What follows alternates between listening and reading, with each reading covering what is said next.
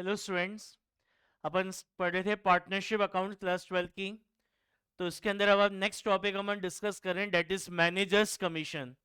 ये टॉपिक आपने class 11 class में एक चैप्टर पढ़ा था, फाइनेंशियल स्टेटमेंट विद एडजस्टमेंट। तो उसके अंदर आपने एक एडजस्टमेंट पढ़ा था मैनेजर्स कमीशन का। तो वही एडजस्टमेंट अपन यहाँ पे डिस्कस करें इस टॉपिक में, पार्टनरशिप अकाउंट्स में।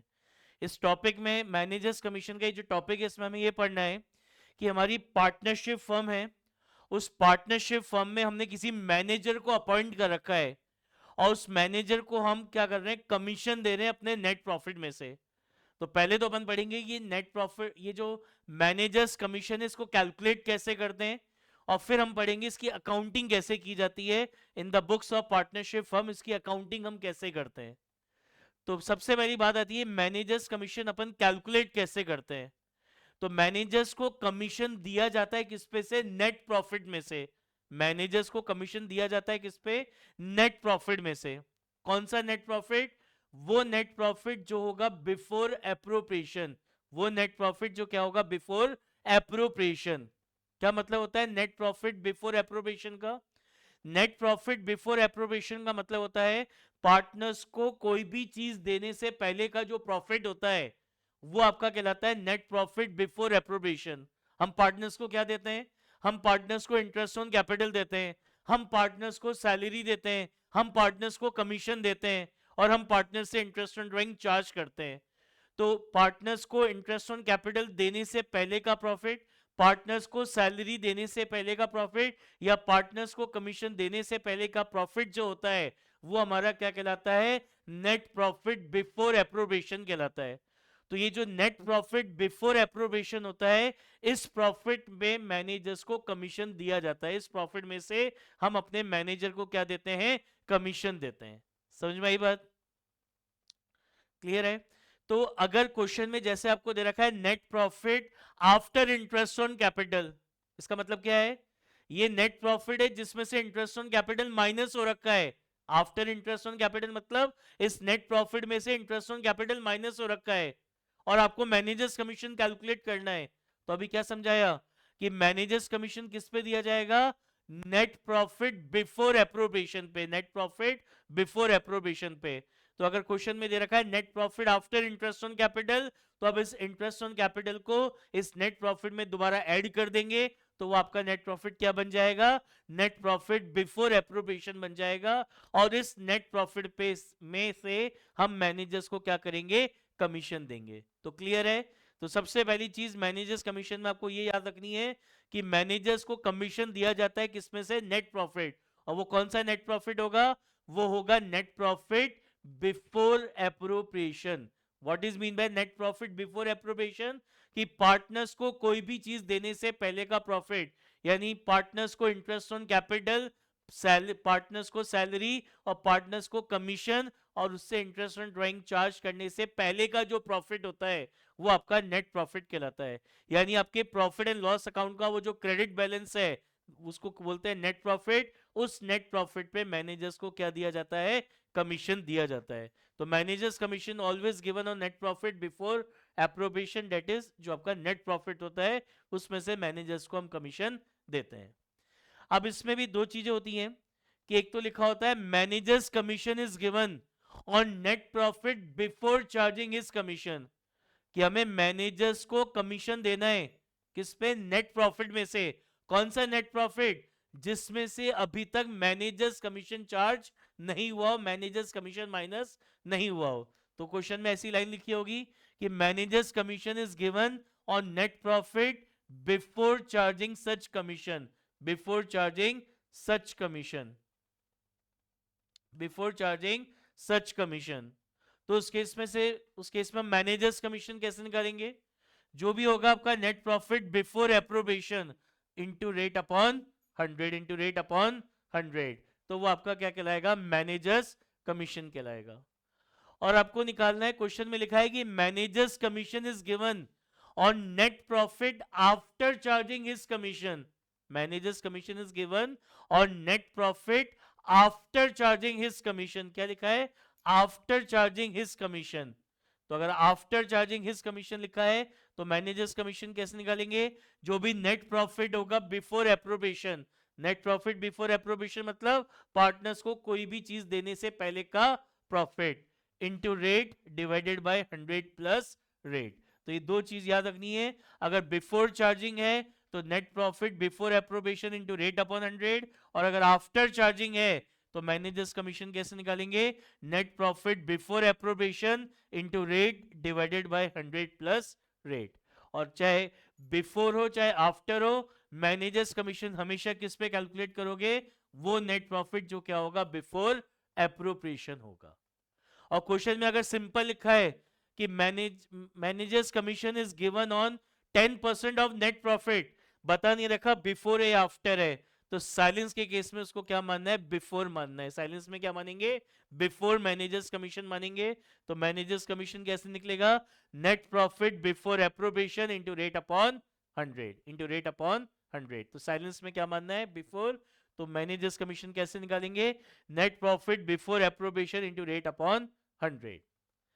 अब बात आती है जो मैनेजर्स कमीशन है, इस मैनेजर्स कमीशन का अकाउंटिंग ट्रीटमेंट कैसे होता है? ये जो मैनेजर्स कमीशन है, हम इसका अकाउंटिंग ट्रीटमेंट कैसे करते हैं? तो कैसे करते हैं अकाउंटिंग ट्रीटमेंट मैनेजर्स कमीशन का? ये जो मैनेजर्स कमीशन है, ये आपका एक इनडायरेक्ट एक्सपेंस है, और इनडायरेक्ट एक्सपेंस है प्लस ये हमारे एक रेवेन्यू एक्सपेंस है। तो जितने भी इनडायरेक्ट रेवेन्यू एक्सपेंसेस होते हैं उनको एंड ऑफ द ईयर में डेबिट किया जाता है। कहां पे? प्रॉफिट एंड लॉस अकाउंट में। तो एंड ऑफ द ईयर में जब आप अपने फाइनेंशियल स्टेटमेंट्स बनाएंगे तो ये जो मैनेजर्स कमीशन होगा इसको डेबिट किया जाएगा। कहां पे? प्रॉफिट एंड लॉस अकाउंट में। समझ में आई बात? तो क्या लिखा है? Managers commission is treated as a revenue expense and it will be charge from profit and loss account, और we can say managers commission is debited in profit and loss account. यानी अगर हमारे एग्जाम में question के अंदर अगर managers commission given है तो आप अपने profit and loss appropriation account बनाने से पहले आप क्या बनाएंगे? अपना प्रॉफिट एंड लॉस अकाउंट बनाएंगे। उस प्रॉफिट एंड लॉस अकाउंट में नेट प्रॉफिट में से आप मैनेजर्स कमीशन चार्ज करेंगे, और नेट प्रॉफिट में से मैनेजर्स कमीशन चार्ज करने के बाद जो प्रॉफिट बचेगा, जो नेट प्रॉफिट बचेगा, वो पीएनएल से पीएनएल एप्रोप्रिएशन अकाउंट में, वो प्रॉफिट एंड लॉस अकाउंट से profit and loss appropriation account में क्या होगा? ट्रांसफर होगा। समझ में आई बात? चलिए इसका एक क्वेश्चन करते हैं अपन बुक में से, डीके गोयल में से। निकालिए डीके गोयल का क्वेश्चन नंबर 5, तो आपको ये भी और अच्छे से समझ में आ जाएगा। डीके गोयल का क्वेश्चन नंबर 5, पेज नंबर 1.110। देखिए पढ़िए क्वेश्चन क्या कह रहा है। X and Y are partners with a capital of rupees 1,80,000 respectively. On 1st April 2022, their profit sharing ratio is 2:1. Interest on capital is agreed at the rate 12% per annum. Y is to be allowed an annual salary of rupees 6,000. Y को annual salary देनी है 6,000 की. The profit for the year ended 31st March 2023 amounting to rupees 50,000. कह रहा है जो profit है वो आपका 50,000 रुपीज का है। कह रहा है manager is entitled to a commission of 10% of the profit. कह रहा है मैनेजर को प्रॉफिट में से 10% कमीशन देना है। बता नहीं रखा बिफोर और आफ्टर, तो साइलेंस में क्या मानेंगे? Before charging his commission.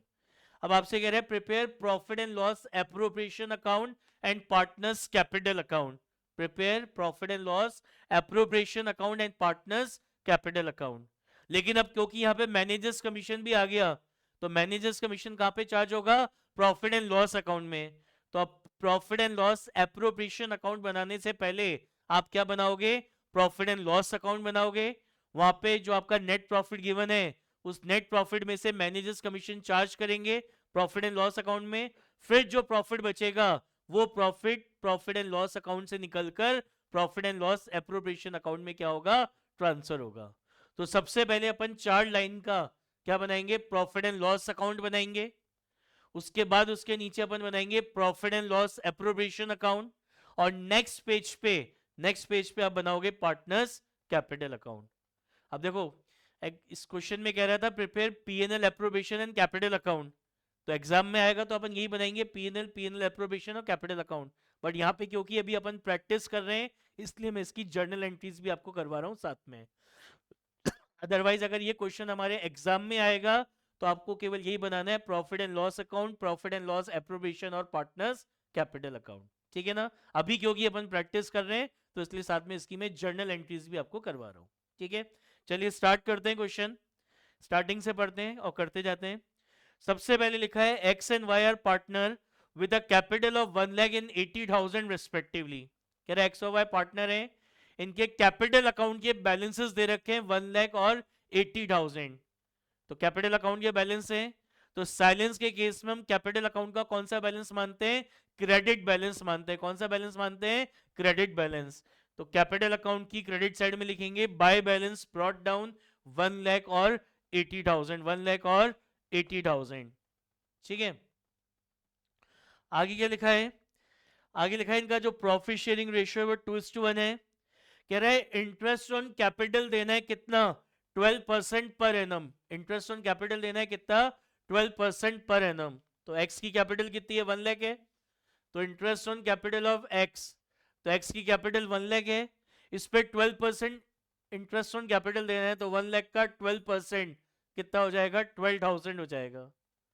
फिर निकालेंगे interest on capital of Y, तो वाई की कैपिटल कितनी है, 80,000 है, तो 80,000 का 12% कितना होता है, 9,600। तो ये इंटरेस्ट ऑन कैपिटल कौन किसको दे रहा है, पार्टनरशिप फर्म अपने पार्टनर को दे रही है। कैसे देंगे, जो भी इंटरेस्ट ऑन कैपिटल का अमाउंट होगा वो अमाउंट पार्टनरशिप फर्म पार्टनर्स के कैपिटल अकाउंट में ट्रांसफर कर देगी।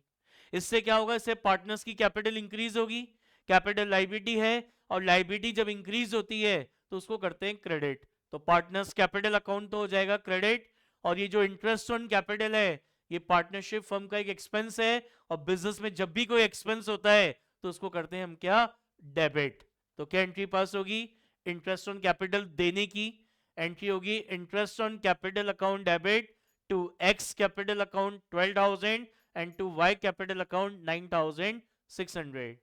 तो यहाँ पे आपने एक्स और वाई के कैपिटल अकाउंट को क्या करा है, क्रेडिट किया है। किससे क्रेडिट करा है, इंटरेस्ट ऑन कैपिटल से। तो ये पार्टनर्स कैपिटल अकाउंट, ये इसकी क्रेडिट साइड, तो पार्टनर्स कैपिटल अकाउंट की क्रेडिट साइड में लिख देंगे बाय इंटरेस्ट ऑन कैपिटल 12,000 और 9,600। अब एंड ऑफ द ईयर में इस इंटरेस्ट ऑन कैपिटल अकाउंट को क्लोज करना है। तो क्या बताया था, जो इंटरेस्ट ऑन कैपिटल अकाउंट है it is an appropriation of profit, ये एप्रोप्रिएशन ऑफ प्रॉफिट है, and it is related with the partners, और ये आपके पार्टनर्स से रिलेटेड है।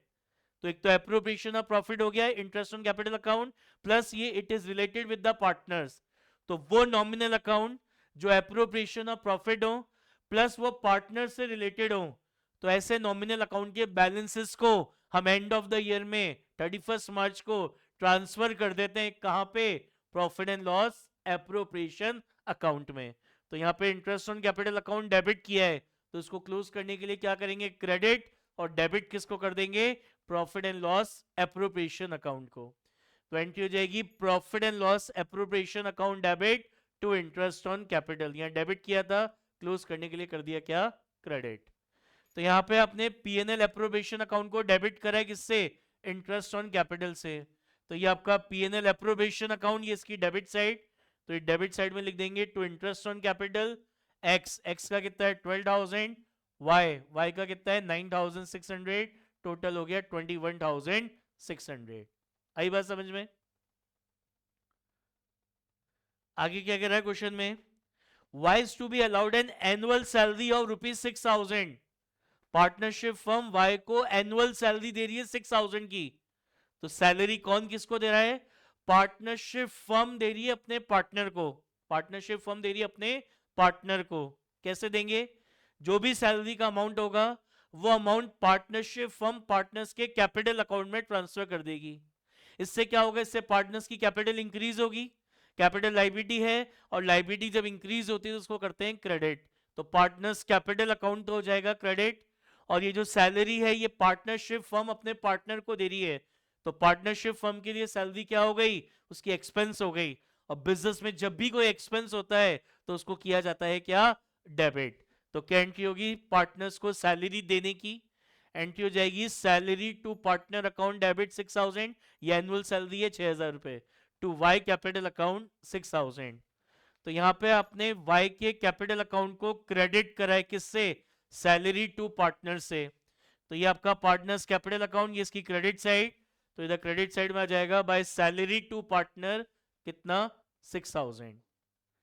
अब इस सैलरी टू पार्टनर अकाउंट को क्लोज करना है, तो उसको क्लोज करने के लिए हम इसके बैलेंस को, सैलरी टू पार्टनर क्या है, salary to partner account is an appropriation of profit and it is related with the partners, और ये पार्टनर से रिलेटेड है। तो इस सैलरी टू पार्टनर अकाउंट को क्लोज करने के लिए हम इसके बैलेंस को कहां ट्रांसफर कर देंगे, profit and loss appropriation account में ट्रांसफर कर देंगे। तो क्या एंट्री होगी, एंट्री हो जाएगी profit and loss appropriation account debit to salary to partner. यहाँ पे सैलरी टू पार्टनर अकाउंट को डेबिट किया था, क्लोज करने के लिए कर दिया क्रेडिट, और इसका बैलेंस कार्ड ट्रांसफर कर दिया profit and loss appropriation account में।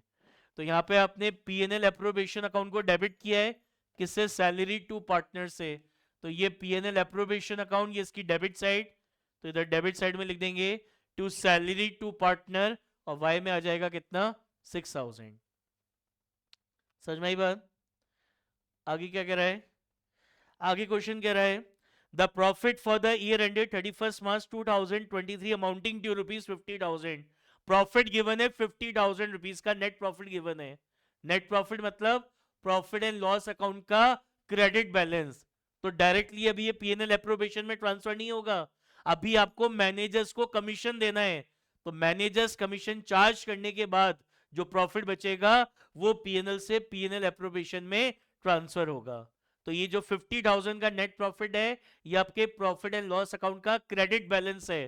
तो प्रॉफिट एंड लॉस अकाउंट की क्रेडिट साइड में लिख देंगे बाय बैलेंस ब्रॉट डाउन कितना 50,000। अब आगे कह रहा है manager is entitled to a commission of 10% of the profit. कह रहे हैं मैनेजर्स को प्रॉफिट पे 10% कमीशन देना है, मैनेजर्स को प्रॉफिट पे 10% कमीशन देना है। तो ये जो प्रॉफिट है ये क्या हो गया, बिफोर एप्रोप्रिएशन हो गया। मैनेजर्स को जो कमीशन दिया जाता है किस पे दिया जाता है, नेट प्रॉफिट। कौन सा net profit, which is before appropriation. तो ये जो 50,000 का नेट प्रॉफिट है ये बिफोर एप्रोप्रिएशन है, इसमें से ना तो इंटरेस्ट ऑन कैपिटल माइनस हो रखा है ना पार्टनर की सैलरी माइनस हो रखी है। तो ये जो 50,000 है ये नेट प्रॉफिट बिफोर एप्रोप्रिएशन है। अब क्वेश्चन में बता नहीं रखा मैनेजर्स को कमीशन कौन से नेट प्रॉफिट पे देना है, बिफोर चार्जिंग हिज कमीशन और आफ्टर चार्जिंग हिज कमीशन। तो क्या समझाया था अभी कि साइलेंस के केस में मैनेजर्स कमीशन कैसे निकालते हैं, क्या मान के निकालते हैं कि managers commission is given on net profit before charging his commission.